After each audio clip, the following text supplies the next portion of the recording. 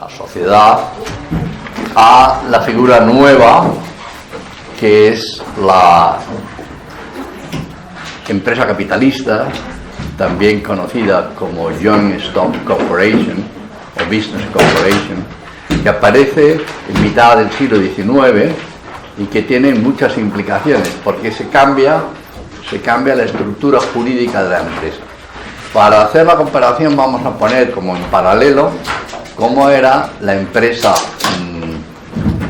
tradicional y cómo es la nueva empresa, es decir, la que aparece. Lo que es importante es que vamos a dividir la pizarra y aquí vamos a poner la antigua, que se llama compañía. En Inglaterra se le llama con muchos nombres, se le llama compañía, se le llama trust, también en inglés, de confianza, compañía, también en inglés se llama partnership.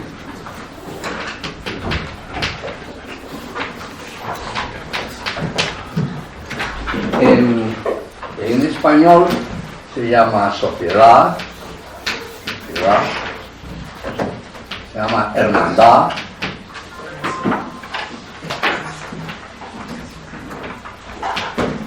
se llama cofradía, es lo mismo, cofradía. Entonces, la fórmula clásica es que estas empresas, la empresa clásica, está basada en el derecho común. El derecho común esencialmente es el derecho romano. El derecho común quiere decir que es igual para todos. El derecho común es el que es igual para todos. Pero también se llama derecho común o derecho civil, es de los ciudadanos. Y ahí en principio, en el derecho común o derecho civil, no hay ningún privilegio. Todos estamos sometidos en nuestras relaciones al derecho común o derecho civil. Entonces, las compañías, los trusts, partners y sociedad se caracterizan por lo siguiente. Está constituida por una, normalmente, no por una, sino varias personas, 3, 4, 5, que se llaman socios, en castellano, partners, en inglés, socios o partners. Entonces, la compañía se constituye, lo importante de la compañía una vez constituida, es un patrimonio que ahora en términos modernos se le llama capital o también activos. Capital o activos. El patrimonio de la empresa es el conjunto de instrumentos que tiene la empresa para llevar adelante su actividad. Y ese patrimonio está constituido por las aportaciones de los socios. Los socios hacen una aportación al patrimonio, para constituir el patrimonio. 3 o 4 se ponen de acuerdo. La aportación puede ser dineraria, puede ser, pues uno dice, pues yo tengo un terreno, pues pongo el terreno. Otro puede decir, yo tengo unas máquinas, pongo las máquinas, o simplemente tengo dinero y pongo el dinero.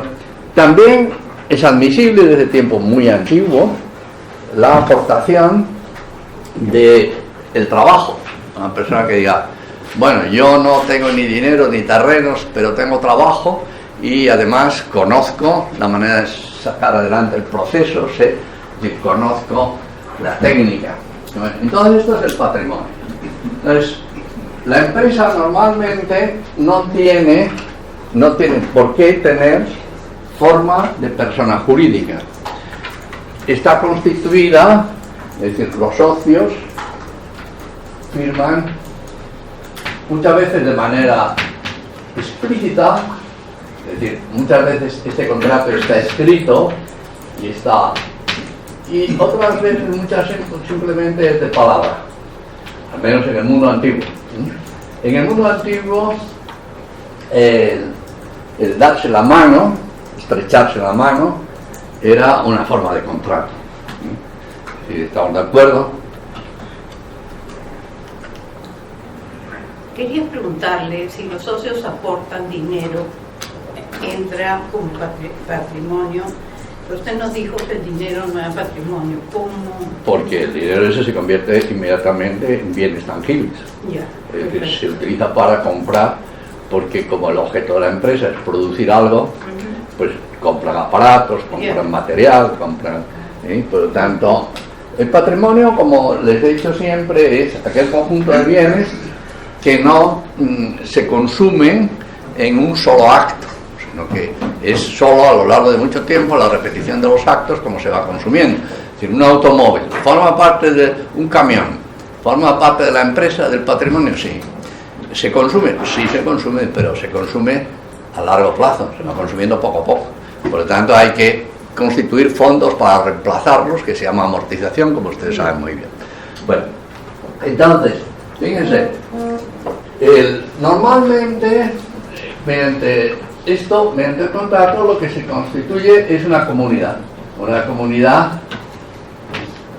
normalmente de intereses, pero está muy apoyada por, es decir, es amistad, intereses.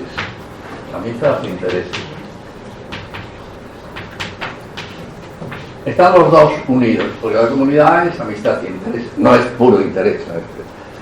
Ahí la amistad pesa mucho en estas compañías, ¿eh? Y eso tiene mucho que ver también con las empresas familiares, de primos, hermanos, conocidos, cofrades. Entonces, no necesariamente la empresa tiene que tomar forma jurídica. Forma jurídica quiere decir tomar, por ejemplo, persona jurídica. Persona jurídica, como hemos visto, es una figura del derecho que le permite a una comunidad actuar como si fuera una persona. Por lo tanto, es una persona jurídica. Las personas jurídicas siempre están compuestas de los socios, que son personas humanas. Algunos le llaman también personas físicas, yo prefiero llamarles personas humanas. Porque hay personas divinas, hay personas de muchas clases. Entonces, estas son personas humanas que le constituyen. Ya digo, no es necesario que sean personas jurídicas. Por ejemplo, en Inglaterra, hasta mitad del siglo pasado, casi todas eran trusts. Trust significa exactamente esto: amistad, comunicación de intereses, y ya está. Y normalmente, si tenían conflictos, los solían resolver entre ellos o acudían a un árbitro que ellos mismos designaban, si había conflictos entre ellos. Bueno, entonces, una vez constituida la empresa con el patrimonio, necesita dinero para las operaciones, como hemos dicho. Fíjense, constituir el patrimonio, todas estas cosas forman parte de lo que hemos llamado valor. Valor implica el patrimonio, que son cosas tangibles, y cosas intangibles como estas: la amistad, la comunidad, la competencia, el que somos amigos, nos conocemos, nos fiamos unos de otros, pero no intangibles. Forman parte, como decíamos, del valor. Pero para operar, como yo quiero producir algo es proyectarme hacia el futuro, necesito dinero. El dinero es el puente entre el presente y el futuro. Necesito dinero. Y por lo tanto, necesito préstamo. El préstamo son otras personas que son terceros. Terceros quiere decir que no forman parte de la empresa al mismo nivel que los socios. Es decir, los prestamistas nunca son socios de la empresa. Por supuesto que los prestamistas tienen derecho a la información de cómo va el negocio, de cómo se comporta el tema, pero no son. Entonces, ¿el patrimonio de quién es? Pero primera pregunta fundamental: el patrimonio es de los socios. y responden conjuntamente y también con su patrimonio personal, porque claro, esta aportación quiere decir que uno pone parte de su patrimonio personal, pero no lo pone todo. Entonces, en la empresa clásica no hay separación entre el patrimonio de la empresa y el patrimonio personal, de tal manera que uno responde con todo. Es decir, dentro de la empresa la responsabilidad es del patrimonio, pero este patrimonio se amplía con el patrimonio de los socios. El patrimonio de los socios.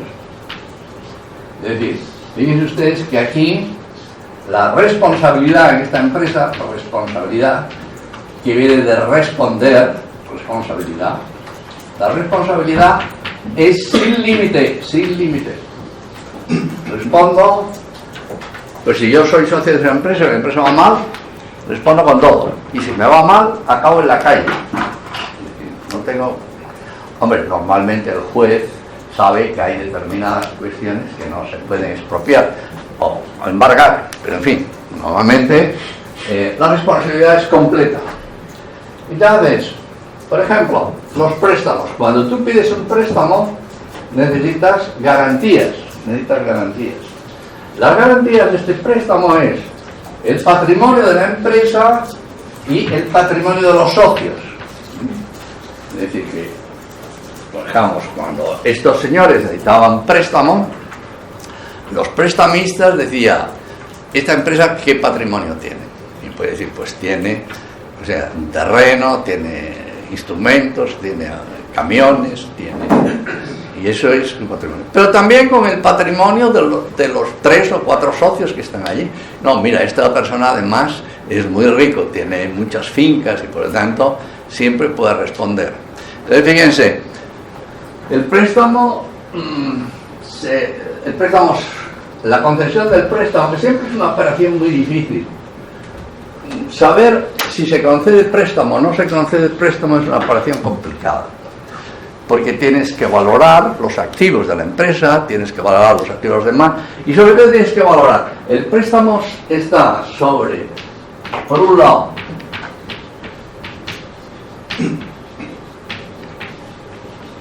las expectativas del negocio. Este es un intangible. Oye, ¿esta empresa va a ir bien o no va a ir bien? Y viene un amigo tuyo y te dice, mira, he montado una empresa, pues lo que sea, de tal producto. Yo tenía un amigo pero estudiante mío, que me vino y me dijo, tengo una idea formidable, mire, voy a envasar leche con burbuja, hacer latas de leche con burbuja. Un estudiante joven, bastante loco. Y dije, ¿leche con burbuja? Le dije, oye, ¿tú estás seguro que la leche se puede envasar? Latas de Coca-Cola, de forma de latas de Coca-Cola, con leche con burbuja. Y digo, pero tú has hablado con un farmacéutico, un bromatólogo, para saber si se puede meter leche con burbujas, porque eso fermentará la leche, explotará las latas, y no, ni lo había pensado. Y no, pues sí se puede y tal. Bueno, no sé si eso se puede y tal. Y luego le hizo otra pregunta. Oye, ¿y eso para qué? ¿Qué finalidad? ¿Vender leche con burbujas? ¿A quién le gusta la leche con burbujas? Y me dijo, pues mire, eso viene muy bien para tomarla mezclada con ginebra. Y dije, creo que no voy a invertir en tu negocio. Las expectativas de negocio son cuestiones intangibles, que va, por eso que aporta calidad del producto, las expectativas que tiene y luego la rentabilidad. Dime, Ramón. Dos preguntas. Lo que nos está explicando ahorita tiene que ver en el contexto de esa época. En el contexto de esa época. Lo que nos está explicando ahorita del préstamo es el contexto de esa época, ¿correcto? Perdón, es que no he entendido la palabra. O sea, lo que nos está explicando ahorita de esa dinámica de cómo funciona es aplicada solamente al contexto de esa época. Actualmente. Antiguamente era bueno, ahora también hay empresas. Algunas, pero en otros muy países. poquitas. Sí, bueno, mejor dicho, hay bastantes. Porque justo una de las preguntas que le quería hacer era que la lectura dice, para lo cual es necesario recurrir al préstamo. Claro, es necesario. Es necesario. Y lo que yo noté acá es, ¿y qué del ahorro? ¿El? ¿Qué del ahorro? El ahorro es de las familias. Pero, o sea, si yo tengo un negocio y yo tengo 3 o 4 socios, habría el caso de que no requiera, no sea necesario. Puede, no es necesario, pero normalmente un principio es que suele ser más caro el capital propio que el capital ajeno. Es decir, hombre, tú puedes autofinanciarte completamente, pero eso quiere decir que tienes que tener ya dinero de entrada, y eso puede ser mejor, puede ser peor, es que depende de muchos casos, ¿no? Normalmente, cuando he dicho es necesario recurrir al préstamo, es porque cuando uno pone en marcha una empresa, en muchos casos no tienes la financiación suficiente, y entonces la solicitas, o a lo mejor porque incluso para el proyecto que tú tienes, con tu dinero, o con los fondos que tú puedes aportar, no son suficientes para llevar adelante. Pero a lo mejor si he puesto ahí es necesario, te agradezco eso porque es una frase tajante. Podría, en vez de es necesario, lo corregiré, podría es conveniente o es prudente, eso está mejor. Muy bien. Entonces, fíjense, ¿qué quiere decir esto? Que la gente, aquí cuando presta, tiene que contemplar muchos parámetros y muchos fenómenos. Luego, por otro lado, una cosa que sucede en este tipo de empresa, esta es la empresa normal, la empresa no capitalista o empresa no protegida, es decir, en el otro lado, vamos a ver, para separándoles, en el otro lado estaría la Joint Stock Corporation, que se llaman también las Business Corporation, o simplemente, como yo le he llamado, empresa capitalista. Esta es, la inmensa mayoría de las empresas suelen ser de este estilo. La mayoría de empresas ¿Hoy en día también, profesor? ¿Qué? ¿Hoy en día también? Hoy en día también, sí. Pues por ejemplo, el tipo que tiene un carro por aquí y que pone chorrillos, callaos, no sé qué, esos pues normalmente son este tipo de empresas. Son gente que en muchos casos en el sentido informal, antiguo, es decir, tienen su carro o su camión y montan y hacen lo que pueden, ¿no? Ellos arreglan su carro, a lo mejor el solo es el propietario, son varios, pero son la inmensa mayoría. O el que pone ahí un puestecillo para vender, yo he visto aquí que venden cantidad de cosas, de productos que no me atrevería a comprar porque los desconozco, bueno, parecen muy atractivos, pero plátanos fritos y cosas así. Todos esos puestos son, luego lo he probado el plátano frito y está rico, pero yo dije que raro un plátano, y luego lo he probado y yo está rico. Pero hay que tomarlo en pequeñas dosis porque luego hace presión sobre el cerebro. ¿Qué? Disculpe, digamos que esta empresa sería la tradicional, la mercantil, ¿o no es exactamente? Sí, es mercantil. Mercantil quiere decir está destinada a generar ingresos en el comercio, comprar y vender. Eso significa mercantil. Mercantil quiere decir al mercado, tiene orientación al mercado. Puede haber, pero es rarísimo, una empresa que solamente existe para atender a una familia. Es muy raro. También la puede haber, pero es más raro. Entonces, fíjense, aquí sucede una cosa. Si uno de los socios, por la razón que sea, uno de los socios desea no seguir, entonces en principio la empresa queda disuelta, porque está siempre por acuerdo, y si una parte dice que no. Entonces, para que la empresa pueda seguir, es necesario que los otros socios le compren la parte a que se quiere ir. Con lo cual, fíjense, eso dificulta la marcha de la empresa, porque la empresa tiene que hacer provisión de fondos por si alguien se marcha. Si uno de repente se enfada. Pues, en estas empresas, como todas, pero estas son especialmente humanas. Eso se da mucho caso entre las empresas familiares. Dos hermanos se pelean. era la empresa del padre, que se pelean y tal.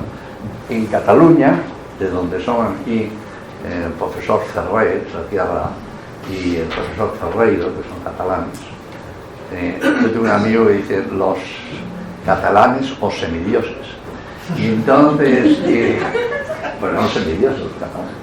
Y entonces dicen que en Cataluña el abuelo era payés. Payés es la palabra catalana que quiere decir campesino.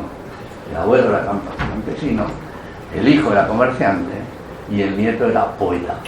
Y las generaciones se pelean, algunos salen unas familias comerciantes, otras no comerciantes.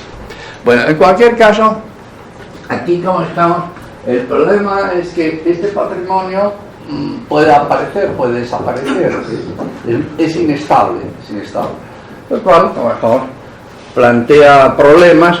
Y también, como ejemplo, para cuestión de financiación, si tú tienes que hacer provisión de fondos por si una de las partes se va, pues todavía, como ejemplo, requiere más dinero, ¿no? Y con lo cual tienes dificultades.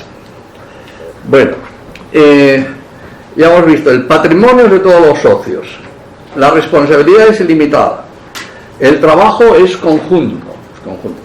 Otra cosa que aparece aquí muy importante es el gobierno. El gobierno de la empresa aquí se establece normalmente, es decir, el gobierno de esta empresa siempre es un gobierno en donde hay jerarquía. Es necesario que uno mande jerarquía. Los demás entran en eso. Es un gobierno jerárquico y participativo. Es decir, todos se conocen. Y en realidad, pues digamos, lo gestionan en el día a día en una especie de apertura. Es un gobierno bueno, sí, ese puede ser un gobierno muy bueno. Pero los gobiernos buenos son co-gobiernos. Esos son los buenos. Los gobiernos buenos, es decir, en realidad la jerarquía y participativo quiere decir que tienes flecha hacia arriba. Es decir, tú mandas, pero también ellos te mandan. Hay esta circularidad. Por eso he dicho que estos son gobiernos buenos, co-gobiernos, que exige, digamos, mucha comunicación. Claro, si el grupo es pequeño, pues todo el mundo sabe, ¿no? Es decir, si son dos socios que tienen una, pues hay mucha. Ahora tengo un poco más claro el sentido de los trusts, de los partnerships, pero también es cierto que además de la responsabilidad de responder con el patrimonio propio, pero lo que ocurre es que también, al no haber una división entre el patrimonio de la empresa y el patrimonio de la persona, también se hace uso del dinero de la empresa o de la compañía para uso propio de los socios. Peligro manifiesto en este tipo de cosas. Es un peligro. Uno de los riesgos que supongo que por bueno, eso... pero eso es siempre, en las business corporations todavía más. El fenómeno que decir que muchas veces es la manera de repartir los dividendos y luego, por ejemplo, contratos blindados, bonus a los directivos, todos esos son procedimientos un tanto discutibles, por lo menos.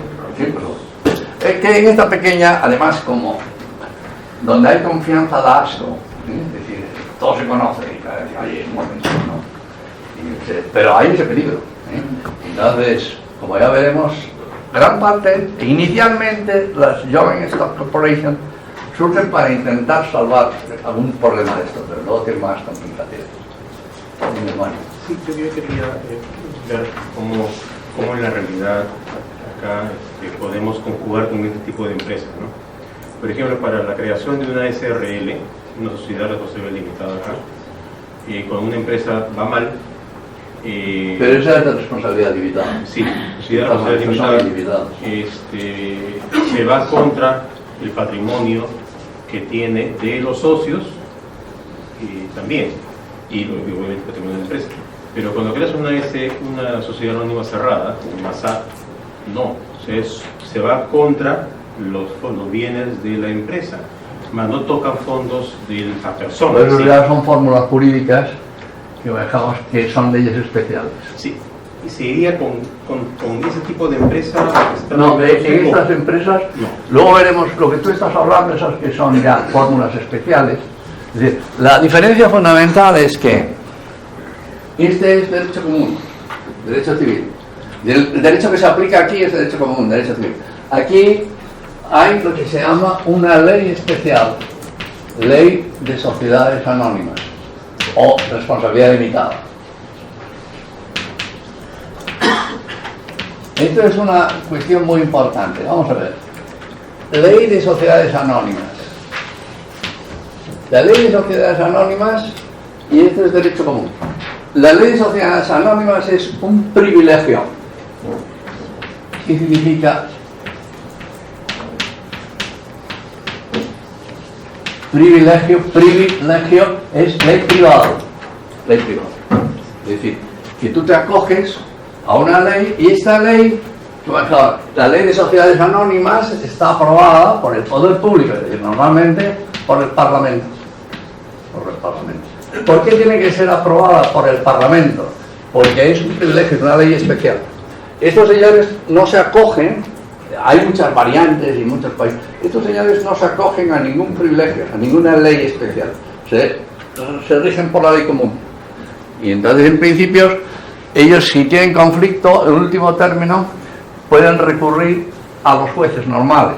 Aquí, normalmente, si una sociedad anónima tiene problemas, tiene que acudir al juez, pero el juez aplica la ley de sociedades anónimas. No aplica el derecho, también aplica el derecho, dejamos, en último término tiene que tener al menos los conceptos básicos del derecho, pero lo que está aplicando es una ley especial, una ley especial. Es decir, hay un privilegio. Es decir, no, mire, es que yo, por ejemplo, si a mí alguien me acusa de algo, yo no tengo privilegio. Si fuera yo, sin embargo, yo fuera miembro de las Cortes Españolas, es decir, del Parlamento Español, entonces tengo el privilegio de que solo me puede juzgar el Tribunal Supremo. Eso es un privilegio. Y como ciudadano normal, a mí me juzga cualquier juez. Si soy aforado, que se llama. Es decir, fíjese, privilegio es lo mismo que fuero.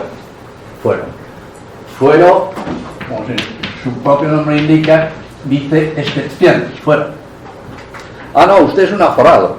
Yo a usted no le puedo juzgar, porque usted es miembro del Parlamento o es miembro del Senado.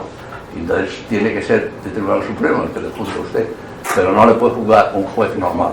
Entonces, la idea fundamental, y esto tiene que ver mucho con una idea, esto surge, como decíamos, de la iniciativa del pueblo. Por eso he hablado aquí, por ejemplo, las llamadas empresas informales. En realidad las empresas estas son las empresas informales, ¿sí? Tú ves, te dicen, en Perú hay mucha informalidad, en el sentido de empresas que no se sabe en realidad que están por ahí, que ellas funcionan por su cuenta. En realidad son estas. Los ingleses de trash, queda más elegante decir trash que decir informales, pero es lo mismo. Es decir, tú le puedes decir al que lleva el autobús por ahí, por una barriada aquí de Lima, ustedes no son informales, ustedes tienen trash. Y entonces dirá, hombre, esto es otra cosa. Ya soy un señor. Muy bien.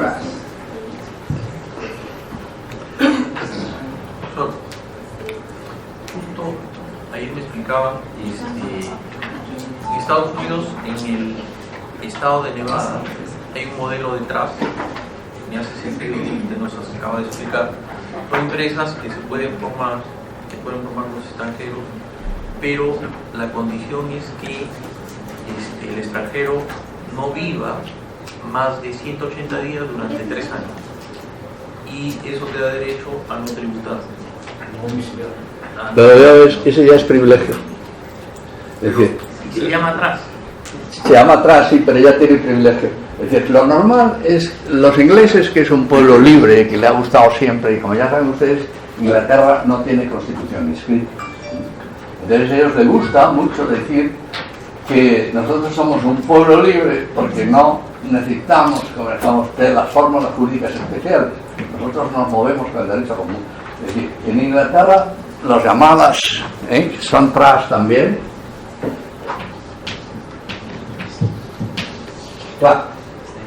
mezcla son trust. Por ejemplo, tú te vas al famoso club de golf de Escocia, St. Andrews, y es un club. Y entonces, en realidad es de los socios.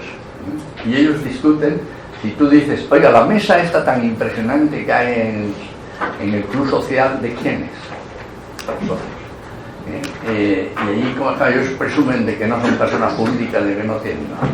Tienen siglos y siglos de tradición y forman con esa. Es decir, ahí forman parte mucho de esto, es decir, el derecho común, el derecho civil, las sociedades anónimas. Fíjense, la empresa esta tiene que ver mucho con la aparición del Estado moderno.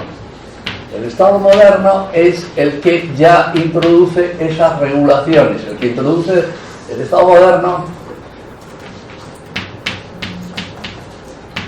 es una fuente de poder y el Estado moderno discrimina. Como ya veremos, crea las sociedades anónimas porque le interesa mucho crearlas. Como ya veremos, por razones que iremos viendo en cada momento.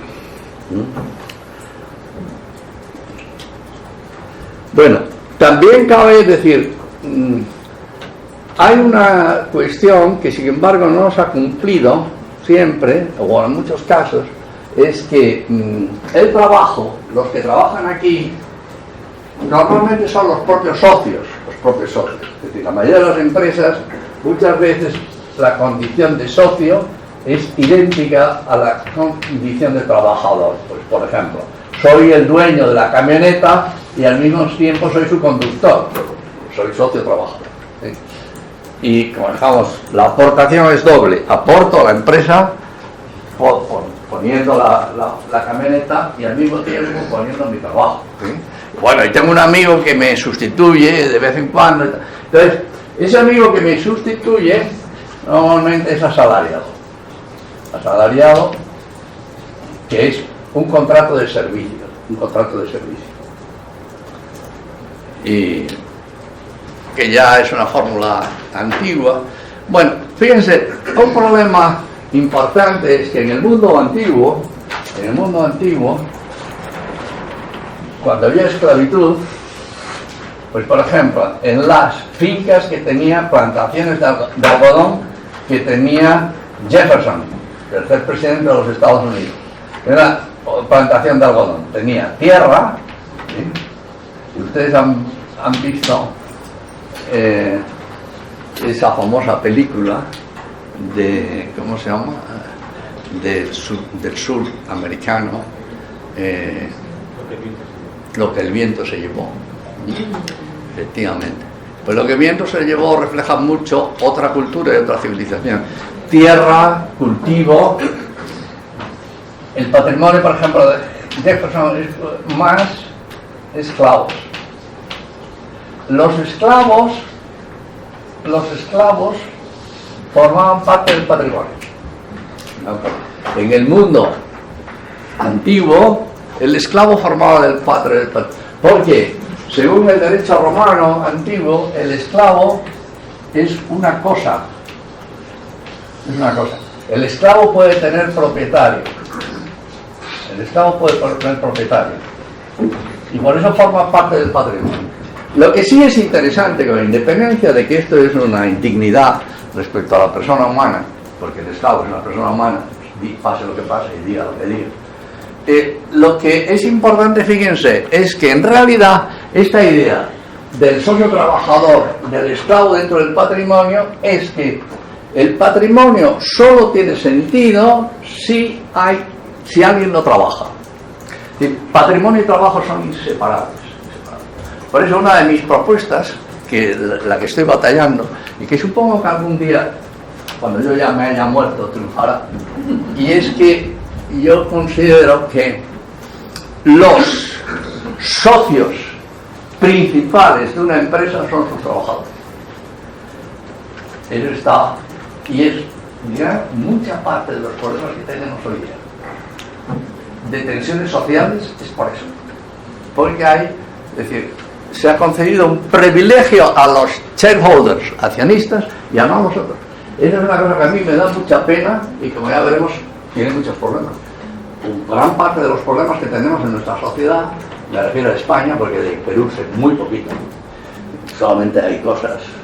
Yo he visto hoy el Comercio y pone un no sé qué, Heredia, y no sé quién es Heredia. Y alguien se ha metido mucho con Heredia. Y aquí no puedo seguir la comida. Creí que digo, ¿en qué equipo jugará Heredia? Bueno, pero en España, un problema que tenemos es que hay una fractura social muy grande. Y gran parte de esa fractura social muy grande está debido a esto. Que en el fondo seguimos con el método esclavista. Es decir, ahora los obreros no son esclavos, al menos jurídicamente y sociológicamente, pero de hecho sí. ¿Por qué? Porque no le dejas formar parte, no del patrimonio, que no tiene que ser del patrimonio, pero sí socios. Una de las cuestiones que luego veremos con más detalle también es que la empresa capitalista no tiene como criterio el mantenimiento del puesto de trabajo. El presidente que han elegido en Estados Unidos se hizo famoso por la usted fuera a la puñetera calle. Perdón, porque yo hablo en español y a veces se me escapan palabras un poco, pero en España no tiene importancia. En realidad, ayer decimos francés, no sé cómo. ¿Qué? Aquí tampoco. Aquí decimos francés, disculpe por el francés. Ah, muy bien. Pues pido disculpas porque ya me he dado cuenta, me han dicho, oye, y digo, bueno, pero ustedes me disculpan con la condición de extranjero. Y digo expresiones que a lo mejor no son muy correctas. Pues en cualquier caso... Estamos ampliando el vocabulario. ¿Qué? Estamos ampliando el vocabulario. Muy bien. Puedes decir en la casa. No hay problema. No hay problema. Bueno, entonces, una cuestión como importante, yo este documento que les he entregado va a aparecer en el mes de diciembre como un librito, un folleto del Instituto de Empresa y Humanismo. Y lo que les he entregado es un borrador, no está más desarrollado. Y entonces, bueno, les he entregado un borrador porque el editor no me deja entregarle el original. Porque saben que, no, hasta que no se publique, bueno, pero al menos déjenme un borrador, que se parece muchísimo. Y entonces, una de las batallas que yo tengo ahí escrito de crisis económica y capitalismo, uno de los puntos fundamentales que yo estoy batallando, no propongo una reforma social, pero creo que uno de los problemas que tenemos hoy día es la mentalidad capitalista que se ha metido también en los obreros, y eso crea bastantes problemas y bastantes dificultades. Bueno, Una pregunta. dime. En relación a lo que me decía que el préstamo siempre es más barato. Siempre no, ahora con la matización que tú has dicho. Bueno, en lógica financiera también mayormente es más barato. Sí. Estaba pensando que según la lectura en esa época había ley de protección contra la usura. Sí, claro. Pues en ese sentido quizás tiene relación de que pedir prestado es más barato que ponerlo tú. Claro. Ahora me puedo pensar, hoy en día, si las empresas informales funcionan como trust, no hay ley contra la usura, ¿no? Acá en Perú se cobran tasas de consumo de más del 100%, de capital de trabajo de más del 25% y de préstamo para empresas pymes más del 50%. Entonces yo me pongo a pensar, si me dice que es más barato pedir prestado, pero a estas tasas, ¿cómo es que es más barato, no? Bueno, ten en cuenta que en este documento que yo os he dado, una de las tesis que yo sostengo en este documento es que la creación de esta empresa, de la empresa capitalista, patrocinada por el Estado moderno, tiene como sentido perturbar esto. Y es responsable de lo que tú estás diciendo. Es decir, la presión que esto crea sobre esto es fortísima y deformador. El sistema financiero que tenemos actualmente es una presión tremenda sobre las pequeñas empresas. Tremenda. ¿Por qué? Porque están en un régimen de desigualdad Estos están sometidos al derecho común y estos están sometidos al privilegio, fuera. Estos tienen que responder con todo. El pobre que tiene un camión responde con el camión y con lo que tenga. Normalmente no tiene nada. El pobre está. Pero que estos otros multimillonarios, yo me acuerdo que me contaba un tipo muy divertido que un viejo capitalista que tenía cantidad de dinero estaba muriéndose y fue el franciscano con barbas a confesarle y le dijo: hermano, arrepiéntete y pide perdón por todas tus malas acciones. Y dijo: yo no tengo ninguna mala acción, las he vendido todas.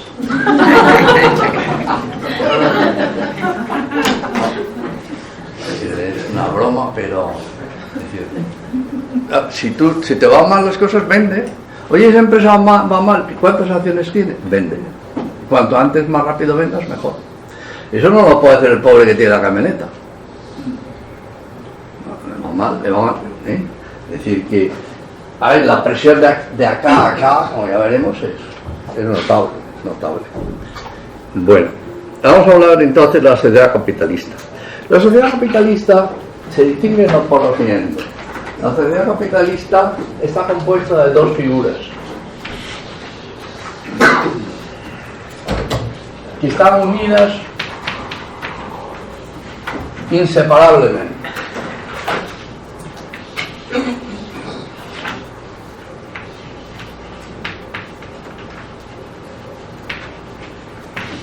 Una sociedad y una corporación. Y estas dos están unidas inseparablemente, por ley. Entonces, vamos a ir poco a poco adentrándonos, porque es una estructura compleja, diseñada muy... Si ustedes han leído, yo les recomiendo que ahora está en internet, no sé si aquí se llama también Ley de Sociedades Anónimas de la República del Perú. La ponen ustedes y ahí la tienen. Léanla. Verán ustedes qué cosa tan curiosa. Entonces, la diferencia fundamental es que esta sociedad es erigida en persona jurídica. Esta es una persona jurídica y además ficticia. Debajo no hay nada previamente. Esta es una persona jurídica ficticia. Cuando yo constituyo una sociedad anónima, la sociedad es una persona jurídica ficticia. ¿Qué quiere decir? Esta empresa está formada por socios, por personas humanas. Aquí no hay nadie. Es decir, es una persona que la ventaja de constituir a la empresa en persona jurídica, las ventajas de constituirla en persona jurídica es, primera ventaja, es que no hay socios. La empresa capitalista, la que forma parte de la Joint Stock Company, no tiene socios. ¿Quién es el propietario? Es decir, no hay socios que son conjunto de personas humanas. No existe este conjunto de personas humanas, no existe. ¿Quién es el propietario? Una persona jurídica. Es decir, el real propietario es la persona jurídica ficticia. Porque al ser persona, puede ser propietario. Es un ente jurídico, un ente abstracto, no existe en la realidad.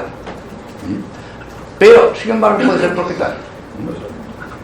Y por lo tanto, fíjense, el patrimonio, así como en las otras empresas, el propietario son los socios. Aquí te preguntan, ¿quién es el propietario del patrimonio? Y te dicen, la persona jurídica. ¿Qué ventaja tiene esto? Primera ventaja importantísima. Este elemento es fundamental para introducir la responsabilidad limitada. ¿Por qué? Aquí, como dijimos, antes, como no hay socios, solo hay el patrimonio del propietario y el patrimonio del propietario es una persona jurídica ficticia, entonces yo no puedo ir hacia el patrimonio de personas humanas porque no hay. El único propietario es la propia empresa y la empresa es una ficción jurídica, por lo tanto no puede... Claro, los juristas te pueden decir, bueno, pero es una persona jurídica. Sí, efectivamente es una persona jurídica, pero detrás de ella, porque no hay personas humanas. Lo cual tiene muchas ventajas y muchos inconvenientes, pero que va a ser utilizado muy hábilmente por este diseño para la finalidad que busca la empresa capitalista. Bueno, ¿cuál es, dicho de manera, cuál es el objetivo principal que tenía la Constitución de esta? Tenía este objetivo: convertir. Los accionistas están aquí. Accionistas o shareholders.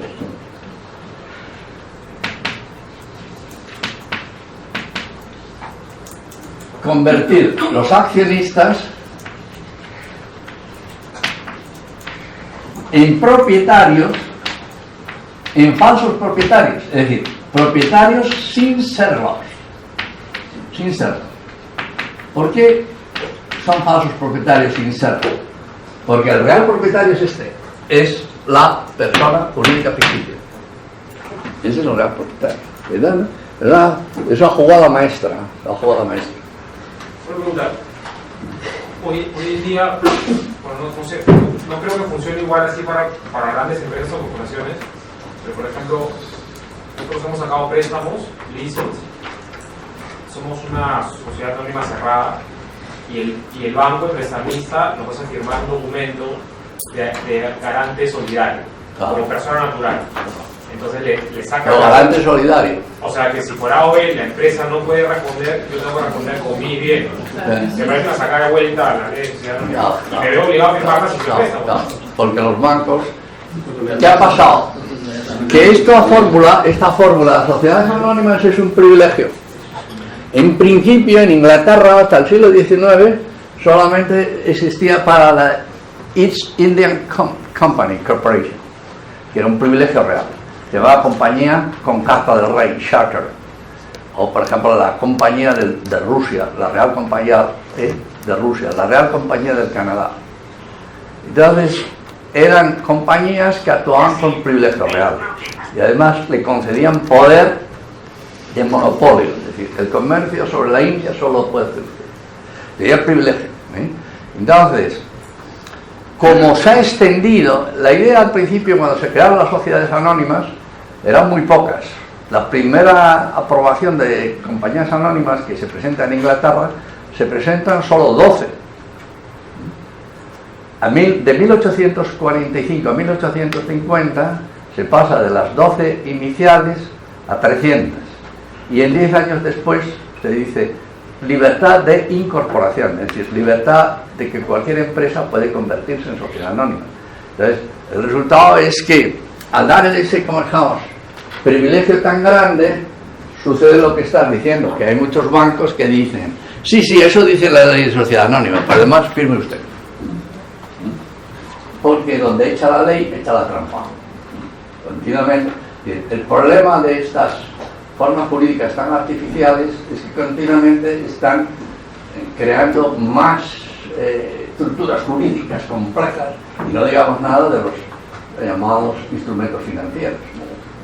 Eso ya es retorcer, es decir, convertir a los accionistas para ser propietarios sin serlo, es decir, son falsos propietarios.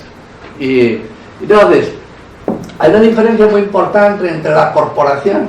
La corporación normalmente, ¿quién eran corporaciones tradicionales? Por ejemplo, la universidad. La universidad era una corporación. Un monasterio era una corporación. Tradicionalmente, la figura de corporación era para instituciones sociales orientadas fundamentalmente al valor, no al precio ni a la ganancia.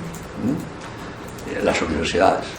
Entonces, por ejemplo, yo hace años estuve en Oxford, en la Universidad de Oxford, viviendo una temporada, y vivía, me encantaba, por eso uno de los colegios más viejos de Oxford, que se llama el Jesus College, y tiene un patio precioso donde me alojé allí, porque era para invitados, un patio donde hay 20 habitaciones, que es un edificio medieval precioso.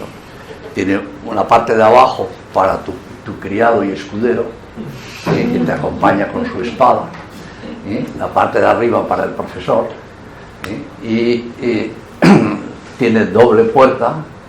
La puerta de interior, si permanecen cerradas las dos, quiere decir que el profesor está dentro, pero que no recibe.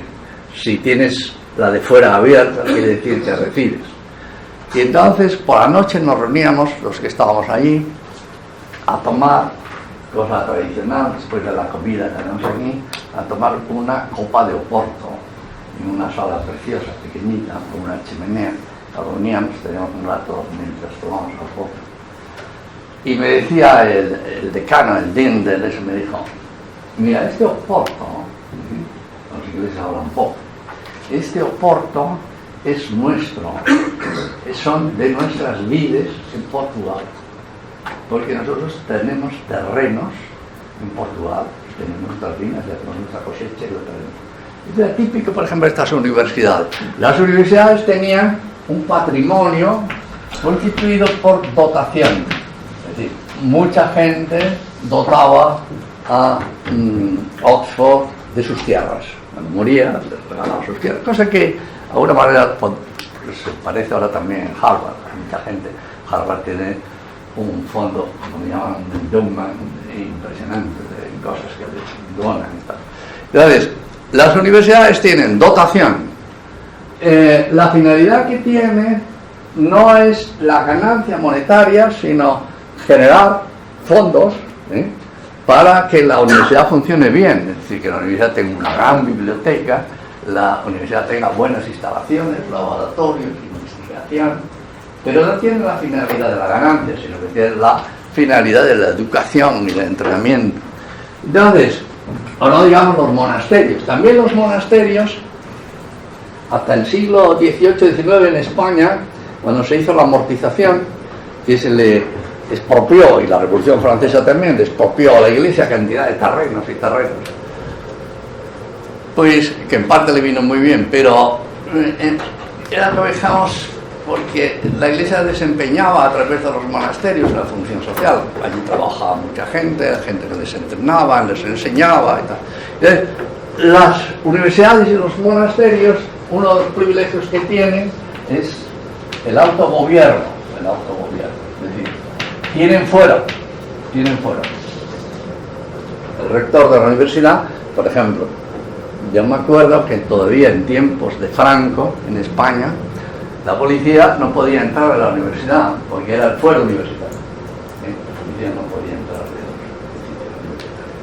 Bueno, quiero decir que son viejas instancias, porque aquí hay un cierto abuso también cuando a los accionistas se les constituye en corporación. Es un abuso de la figura. ¿Por qué? Porque estos señores, ¿cuál es la finalidad? Estos señores lo que hacen es constituir un fondo, que es lo que se llama stock, un fondo o stock. Un fondo o stock que son de aportaciones monetarias. Nosotros ponemos dinero, hacemos un fondo. Y este fondo, como estamos viendo, es una cosa muy importante. Este fondo es anónimo en el sentido de que está dividido en partes, en castellano se llaman acciones, o share.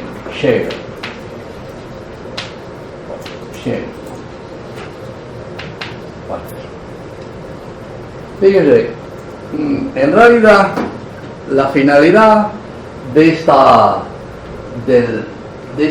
corporación, fíjense que el título es Joint Stock Corporation en inglés. En la traducción española se le da el nombre hacia aquí, sociedad anónima. Es una mezcla de esta sociedad que está aquí, que es la persona jurídica, con el anónimo que está aquí.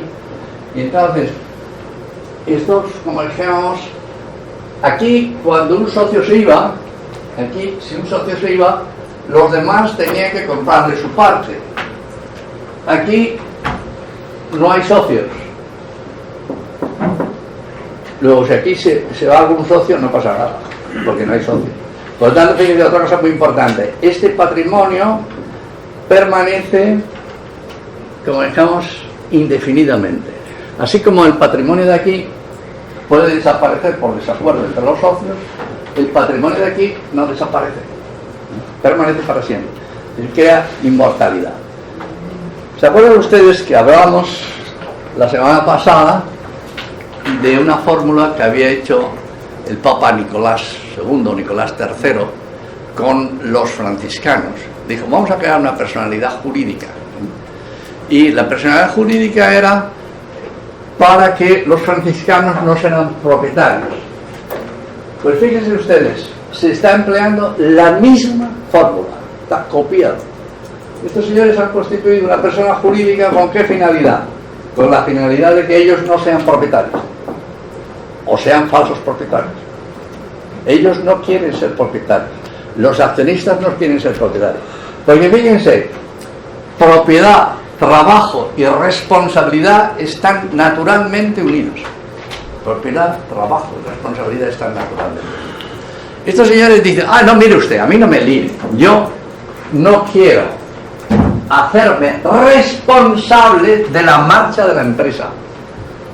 Y como no quiero hacerme responsable de la marcha de la empresa, yo quiero ser solo accionista, entonces yo voy a constituir una corporación que, de manera, como dejamos, privilegiada por el Estado, va a tener derechos sobre esta sociedad. Porque, vamos a ver, una cuestión importante de esta sociedad. Esta sociedad, como no tiene socios, al no tener socios se deducen las siguientes consecuencias.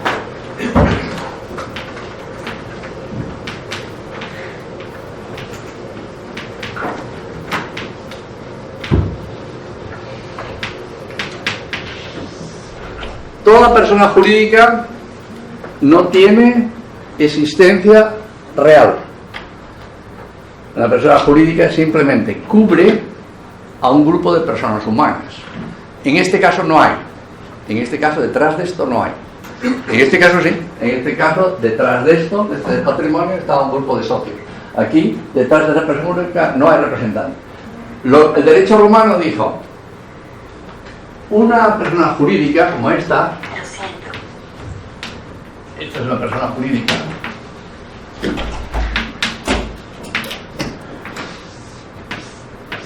tiene que actuar a través de un representante. La pregunta que me ha hecho Ramón antes, pues si son una sociedad, tiene que tener un representante legal, que es el que firma los documentos, el que dice esto. Ahora, no tiene representante. Si no hay socios, no hay representante. Porque normalmente, ¿cómo se nombra el representante? Por elección entre los socios. Se determina siempre el criterio de elección del representante. Aquí no hay, porque no hay socios. Fíjense, aquí hay un problema. Entonces, ¿quién elige el representante de la empresa? Pues se va a decidir porque el poder público le parece así, que lo va a decidir estos. Pero estos señores no son propietarios. Fíjense, en el fondo hay una prostitución de la persona jurídica, porque la persona jurídica es propietaria. Es propietaria. Y una persona jurídica es propietaria y una persona jurídica o física no tiene dueño.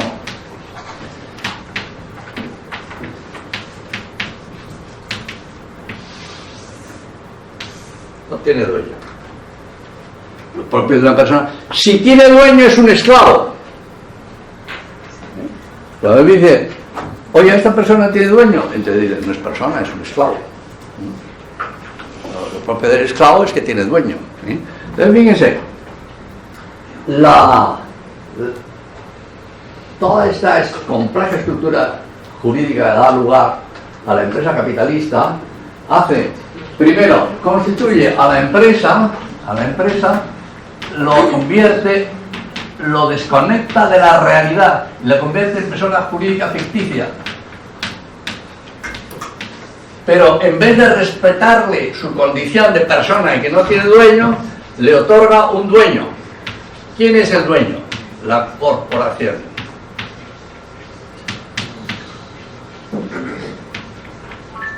Dueño entre interrogantes porque no lo es. No lo es. Decimos hace un minuto que esto era atemporal, o sea, el patrimonio es atemporal. El patrimonio atemporal. Dura para siempre. Entonces, en ese sentido, ninguna empresa capitalista desaparecería. En ese sentido, sí. Lo cual en realidad no ocurre, porque No todos ocurre. los días conocemos empresas que quiebran y el patrimonio se diluye porque aparecen los prestatistas. Pero tiene que ser quebrada también mediante un procedimiento procesal, perdón, la repetición. Sí. Tiene que ser delante de los jueces de una determinada manera, precisamente porque no tiene representante oficial. Y entonces eso plantea muchísimos problemas. Es decir, las leyes concursales o leyes de quiebras de las empresas en España la han cambiado como 50 veces, porque no satisface a nadie. Dime, Alba. Si esa corporación no tiene dueño, ¿por qué al año siguiente se le reparte utilidades a esos dueños que no son dueños? Esa es una buena pregunta, porque hay una venta ficticia. Es decir, esta persona jurídica no tiene dueño, por lo tanto no es esclavo. No es esclavo. Ahora bien, por ley se hace la siguiente trampa ahora, por llamarle de alguna manera cordialmente. Ahora le digo, sí, mira, va a tener, lo vamos a vender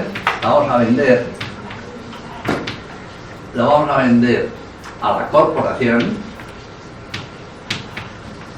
¿A cambio de qué? Y esto es una venta oculta. La corporación avanza a cambio de qué? De dividendos. Es decir, de una retribución monetaria. Es decir, lo vendo a la corporación. Y al final, fíjense ustedes, ¿quién es el representante legal? ¿Quién es el representante legal de la empresa? El representante legal de la empresa es lo que ahora se llama, y que a mí me molesta mucho en España, todos los españoles ahora se llaman CEO. ¿Quién es CEO? El gerente general. El gerente general. Normalmente era el jefe, el dueño. Ahora todos están encantados de decir que son CEO. Y además ellos que les gusta mucho presumir de liberales, le digo, ¿sabes lo que significa CEO? Sí, sé que es lo que en la Marina Española se llama el segundo de a bordo. Tecnología militar. Digo, sois tan liberales y sin embargo sois militares. Curioso. Bueno, decía, es decir, ¿quién es el representante legal de la empresa? El que designa el Consejo de Administración. Consejo de Administración. Uno puede decir, bueno, usted está haciendo una información sesgada sobre esto. No lo voy a hacer sesgada porque voy a hacer matices. Pero, en el fondo, aquí hay una venta oculta. Porque esta empresa, primero la constituyes con dueño y a continuación, si la vendes, la estás tratando como una cosa y por lo tanto la estás tratando como un esclavo. Luego, usted está contradiciendo el derecho. Si una persona no puede tener dueño, no puede ser comprada y vendida, no es una cosa. Un esclavo sí se puede comprar y vender porque es, aunque también falsamente, se le considera una cosa. Es decir, oiga, sí, con ese sistema sí que tenemos. Entonces, el diseño de esta, tenemos la finalidad, superar la limitación. Vamos a ver qué finalidades tenía esto. ¿Para qué todo este diseño tan complicado? Primera cuestión, antes ha salido. Normalmente, antes de la existencia, cuando tú hacías un préstamo, estaba sometido, el Código Civil Español todavía dice que no se puede prestar más del 3%. El préstamo estaba sometido a leyes contra usura. Leyes contra usura. De tal manera que la retribución al préstamo siempre era muy baja. Leyes contra usura. La fórmula esta te permite simular un préstamo, porque en realidad los accionistas son prestamistas. Te permite simular un préstamo y por lo tanto salvar la ley de usura, es decir, recibir una retribución. La finalidad es recibir una retribución que está por encima del tipo de interés legalizado por la usura, ciertamente con más riesgo. Es decir, hombre, antes la ley de usura te limitaba, pero también el riesgo era menor. Aquí la finalidad que tienes es que la retribución o dividendo sea mayor, aunque también con más riesgo. Es decir, también te dicen, jugar en bolsa, con jugar en bolsa puedes ganar mucho o puedes perder mucho. No es lo mismo jugar en bolsa que invertir, como ya veremos, que otro de los grandes líos que nos hemos metido ahora y que tiene implicaciones políticas y sociales gravísimas, es que al romper esto, es decir, esta es la forma encubierta de saltarte la ley de usura. Entonces, una acción que está en la bolsa es patrimonio.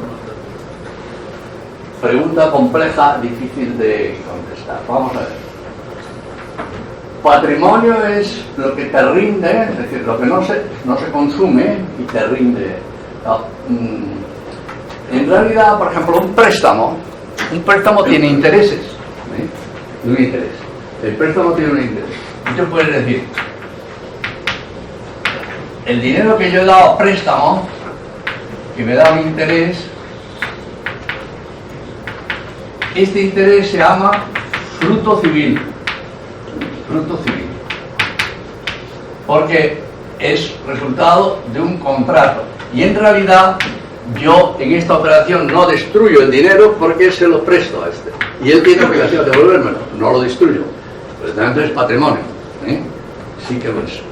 Y el fruto que tengo es fruto civil.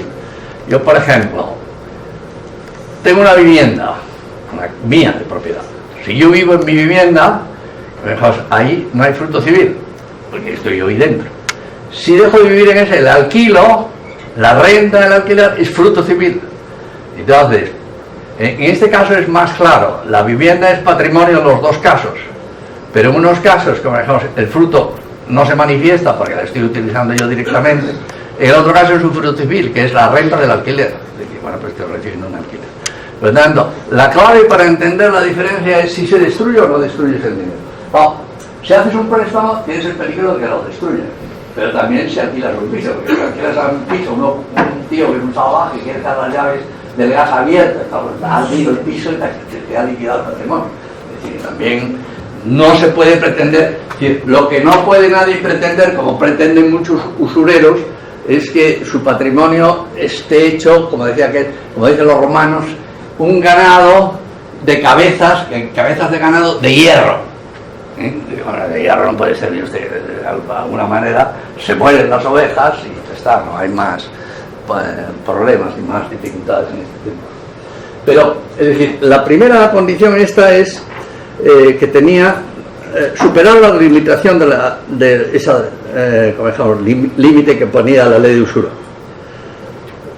Segunda idea, una idea importante también inicialmente, que ahora se ha ido a hacer gárgaras porque ya no existe. El tema era la siguiente.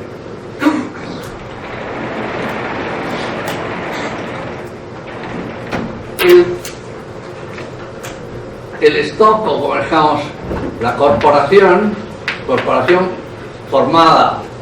En realidad la corporación tú te preguntas, ¿la corporación capitalista es una corporación de personas o es una corporación de participaciones? Como la propia nombre de sociedad anónima indica, en realidad la corporación no es de personas, porque las personas cambian. Yo puedo vender mi acción en cualquier momento. Cambia.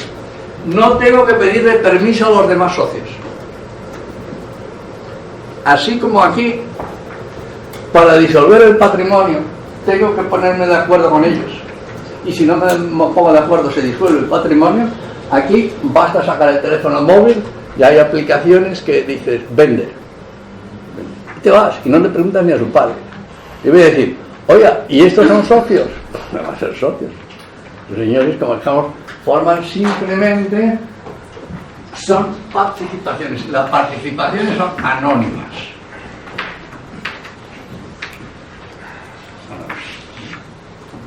Igual, esto te da también una gran facilidad de entrar y salir en un negocio. Cuando, si te ponen las cosas muy difíciles, yo tengo un amigo empresario vasco que cuando comenzó la democracia se implantó la ley del divorcio en España y se mantuvieron las leyes del franquismo de que no se podía despedir a los obreros. Es muy difícil despedir a los obreros según la legislación laboral de Franco.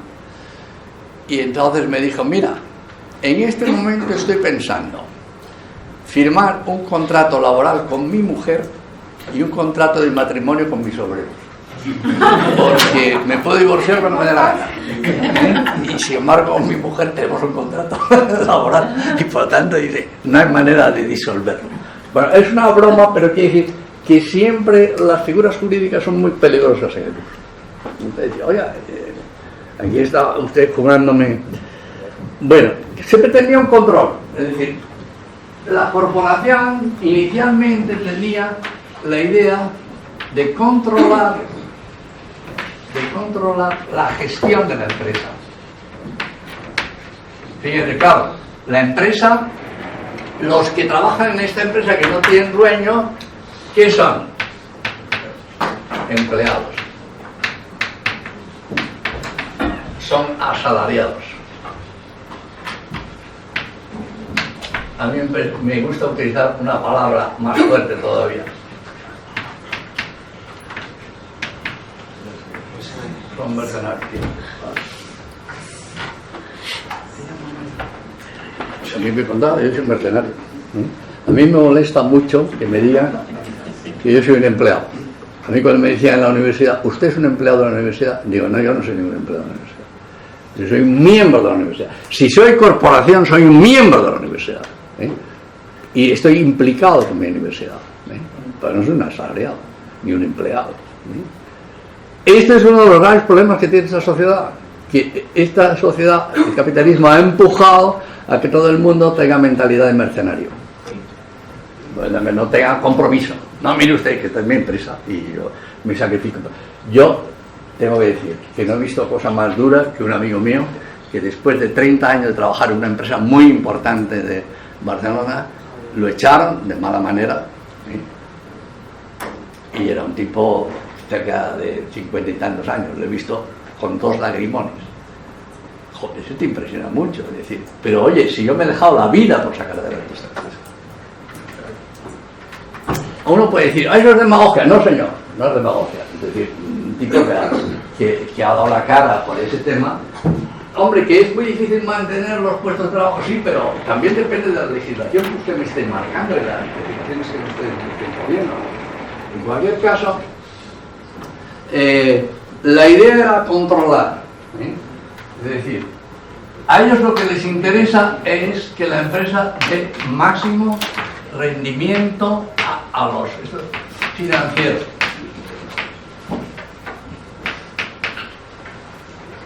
Hoy día hay lo que se llama gestores de fondos de inversión y se rigen por esto.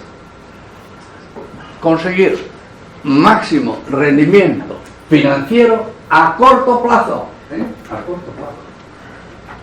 Esto es lo que les interesa en estos momentos se hace muy difícil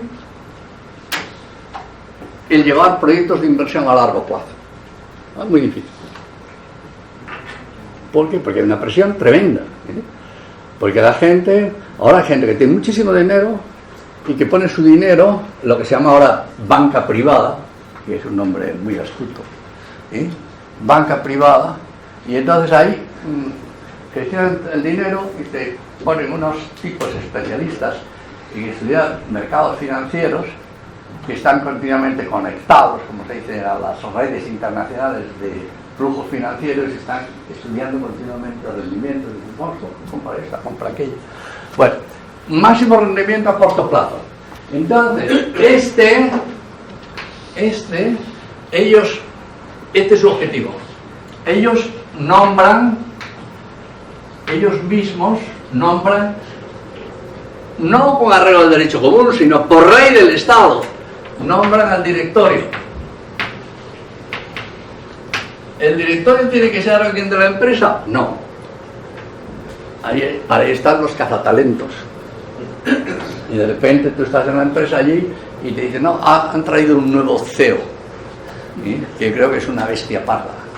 Y digo, oye, que es un especialista en sacudir las empresas y traerlo. Estoy haciendo caricatura, pero no tanta, no tanta.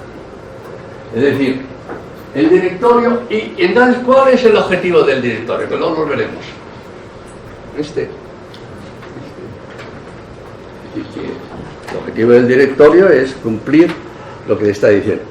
Que la inicial, fíjense que muchas veces, no sé cómo se llamará aquí, hay un miembro del directorio que es el jefe, que se llama consejero delegado.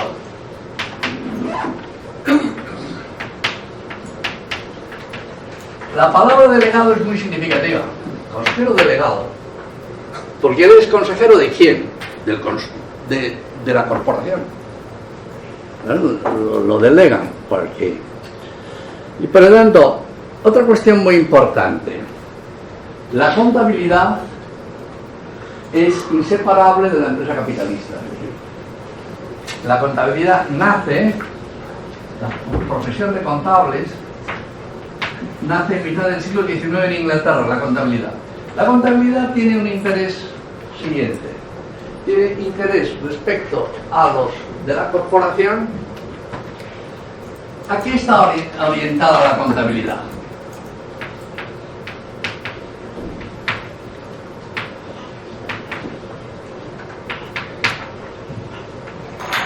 Cuenta de resultados. La contabilidad puede hacerse contabilidad de mucho estilo, muchas maneras. Habría muchas maneras de hacer contabilidad. Se dice, la contabilidad que nosotros seguimos aquí en Perú o en España es roja. Es roja. La dejamos aquí. Bueno, me interesa que en la sesión de trabajo repasen estos conceptos. Yo les voy a decir que repasen los conceptos, temas importantes para repasar en la sesión de trabajo de hoy y de mañana. Estructura jurídica de la empresa capitalista. Influencia de la estructura jurídica de la empresa capitalista sobre los directivos, es decir, sobre los empleados, distinguiendo entre directivos y obreros. Y tercero, ese para mañana, influencia de la estructura de la empresa capitalista en el sistema financiero.